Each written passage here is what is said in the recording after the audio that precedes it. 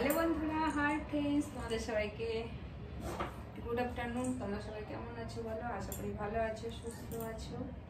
তো আমি স্নান করলাম, স্নান করে পুজো দিলাম, দিয়ে শাড়ি ঠাড়ি করে তোমাদের সামনে চলে আসলাম। আর তোমাদের সবাইকে হ্যাপি নিউ ইয়ার 2025। তো তোমরা সবাই খুব ভালো থেকো, সুস্থ থেকো। এই বছরটা তোমাদের যেন খুব ভালো কাটে, ভগবানের কাছে প্রার্থনা করি এই বছরটা যেন আমাদের সবার খুব ভালো কাটে, সবাই যেন খুব ভালো থাকো, খুশি থাকো, আনন্দে আনন্দে থাকো। আর এই দেখো মাথাটা আস্তানো হলো সবে, এখন আমি সিঁদুর পরবো, কানে পরবো, এখন আমার কিছুই হয়নি।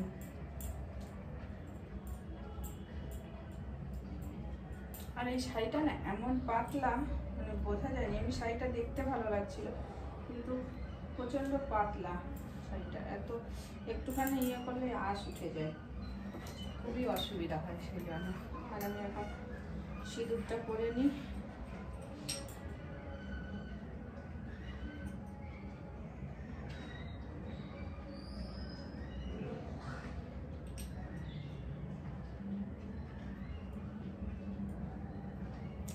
তো সিঁদুরটা পরে নিলাম। এখনো আমি একটু কাজল করিনি, ঠিক আছে? একটু কাজল করে নিই, আমার আবার কাজল করতে খুবই ভালো লাগে। একটু কাজল করে নিই। আর চুলগুলো তো শ্যাম্পু করেছি আজকে, জানো তো, খুব ভিজা, সেই জন্য চুলগুলো একদম ভিজা। তারপরে একটুখানি দিলাম, চুলগুলোতে জট পেকে যায় শ্যাম্পু করে, তাই জন্য একটুখানি অ্যালোভেরা জেল আর একটু এটাকে কি বলে জানো, সিরাম, হেয়ার সিরাম, এই লাগালাম এটা। তারপরে মাথাটা চিরুনিটা দিয়ে মাথা আসটা না খুব সুন্দর স্মুথ বেরিয়ে গেল।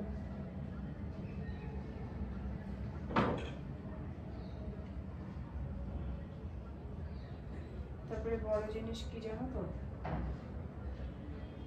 চুলের কোনো যত্নই করি না আমি। তোমরা বলছো চুলের যত্নে তুমি ভিডিও করো, আমি কোনো চুলের সত্যি যত্ন করি না। আজ আমি মনে হয় 15 দিন পরে শ্যাম্পু করলাম। তো 15 দিন পরে শ্যাম্পু করলে চুলের অবস্থা কী হয় বলো তো? কত শ্যাম্পু দিতে হয়, মানে কাজ করতে করতে দেরি হয়ে যায়, তারপরে আর ইচ্ছাই করে না যে চুলের একটু যত্ন করি, এরকম পরিস্থিতি হয়। আর এখন যেহেতু ঠান্ডা, গরমের দিনে তাও হয়, আর এখন যেহেতু ঠান্ডা, এখন তো চুলের যত্ন এমনিই করতে পারি না, একটুও চুলের যত্ন করতে পারি না। আমার চুল যেটুকুনি এমনি এরকম, আমি চুলের কোনো যত্ন করি না।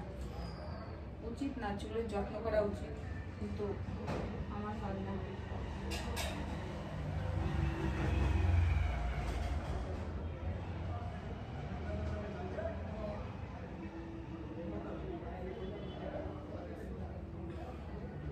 একটা লিপস্টিক করে নিলাম।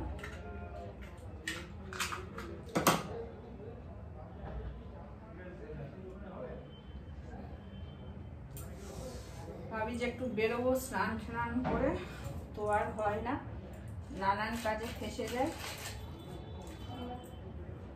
তারপরে আর হয় না, বেরোনো হয় না। তো আমি কানেরটা বলে নিই, এটা ম্যাচিং কানেরটা কিনেছিলাম কিন্তু সেরকম গ্লেজি না, কানেরটা একদমই গ্লেজি না। দেখো চুলগুলো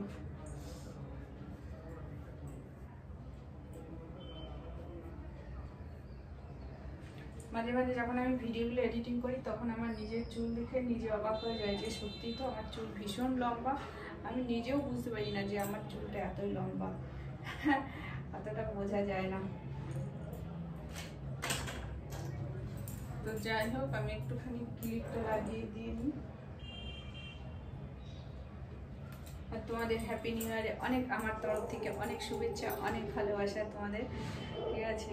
তো চলো, পুজো করা হয়ে গেছে। দেখো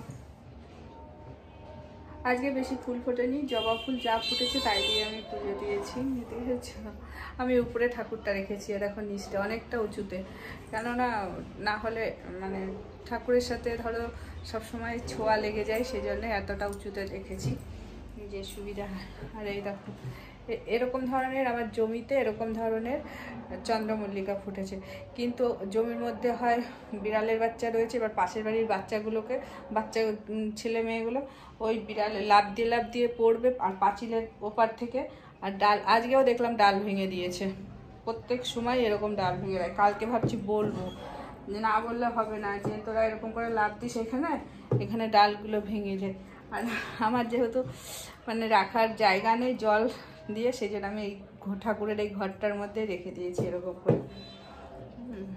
ভালো লাগে বেশ। তো আমি এখন যেটা করব, আমি এই যে একটুখানি তেল গরম করব, করে আবার সেই পায়ে দেব। পাটা অনেক না, আমি একটু ছাদ থেকে বরঞ্চ ঘুরে আসি।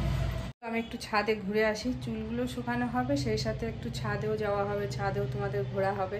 চলো একটু ছাদ, বেশি না 5 মিনিট বসে চুলগুলো শুকিয়ে চলে আসবো, ঠিক আছে? আমি না ছাদে চলে এসেছি, চুলগুলো খুব সুন্দর রোদ, এত রোদ, খুবই সুন্দর রোদ, চুলগুলো শুকিয়ে যাবে। 10-15 মিনিট থাকলেই চুলগুলো পুরো শুকিয়ে যাবে, তারপরে যাব। আর খুব সুন্দর, যেই বাইরে ছাদে এসেছি আর খুব সুন্দর গাটা পুরো গরমও হয়ে যাচ্ছে। আর এটা আমি না একটু রোদে মিলে দিই, এই যে এটা গায়ে দিয়ে এসেছিলাম, একটু রোদে মিলে দিই, গরম হবে। আর জানো তো ঠান্ডা এতদিনে একদমই ছিল না, একদমই এত ঠান্ডা ছিল না। কালকে রাত থেকে ঠান্ডাটা বেড়েছে।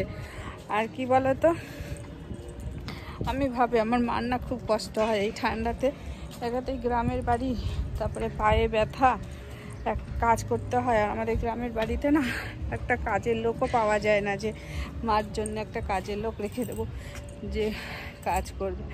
খুবই খারাপ লাগে, কিন্তু কি করব, কিছু তো করার নেই না, কিছু করার নেই।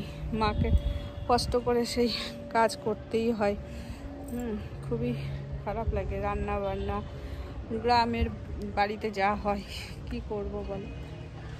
আর আমাদের এই কোন্নগরের চারিদিকে ফ্ল্যাটে ফ্ল্যাটে ফ্ল্যাটে ভর্তি হয়ে গেছে, মানে যত সব বাড়ি ছিল সব বাড়ি পুরো ফ্ল্যাটে হয়ে গেছে। ওই ফ্ল্যাটের নিচে কারা যেন রয়েছে, আর প্রচুর হাওয়া দিচ্ছে ছাদে। রোদ আছে ঠিকই, কিন্তু প্রচণ্ড হাওয়া দিচ্ছে, প্রচণ্ড মানে প্রচণ্ড তারে। আর তোমাদের একটা জিনিস দেখায়, এই দেখো, এই যে টাটার এই যে ডিশ টিভিটা দেখতে পাচ্ছ, অনেক পুরনো ডিশ অ্যান্টেনা। এটা দেখেছো, এটা আমাদেরই ছিল। এটা আমরা এনেছিলাম দিল্লি থেকে 2017 সালে রেখেছিলাম ওইখানে, কিন্তু ভয় লাগছে যদি করে যায়। 2017 সালে আমরা যখন এখানে আসি তখন এই ডিশ অ্যান্টেনাটা এটা দিল্লি থেকে নিয়ে এসেছিলাম। কিন্তু আনলে কি হয়েছে, যখন আনি তখন আমাদের তো মুভার্স প্যাকারে করে এসেছিলো, তো বেঁকে গেছিলো, সেই জন্য আর কোনো কাজ হয়নি। তো সেই থেকে ছাদে পড়ে আছে, কোনো কাজ হবে না। এটা এখন বসা যাবে, এটার উপরে বেশ চেয়ার মতন করে বসা যাবে। তো চলো, আর কি ভিডিও। ওই দেখো আমাদের এখানে ফ্ল্যাট ওই দূরে দেখেছো তৈরি হচ্ছে, ওই যে অনেক দূরে ওই যে দেখা যাচ্ছে, সব থেকে উঁচু যে ফ্ল্যাটটা ওইটা নতুন তৈরি হচ্ছে, ঠিক আছে? ওই যে সব থেকে উঁচু যে সাদা রঙের, এখনও প্লাস্টার হয়েছে, এখনও রং ঠং হয়নি। আর আমি তাকাতে পারছি না, সেই জন্য এরকম করে দেখাচ্ছি। তো চলো, তোমাদের সবাইকে টাটা, বাই বাই।